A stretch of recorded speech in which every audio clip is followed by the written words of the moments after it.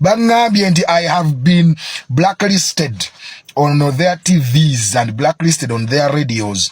Ze sigenda kola TV yange sente sizirina, sigenda kola radio yange sente sizirina, naye ngenda kola broadcasting studio. Ngenda kola ka studio kaffe tubulire enjiri buli kumacha. Actually tulina plan ekutuusaako a prayer ku machango ogenda okukola, tusobola okuteekawo omuweereza nakusabira essala ya dakika 2 ku machango ogenda okukola.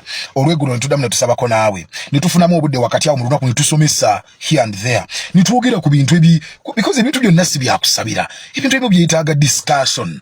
You know, ekyo tusobola okukikola and we build momentum. Nobeera gy'oli and you remain connected. Kati awo wetuli starting today tutandise marathon yetandise, we are building our own broadcasting studio. Teri gye bagenda kutulaba nga tubafukaamirira nti bannange mutuwe ku TV yammwe twogerereko wano. Kubanga namaze okutegeera nti kasita ogenda bajaga nti esirika ekyo tokyogerako, tukuwadde empewo naye toyogera bwoti. Kati nze bannaye saagala kubalimba awo, sisobolawo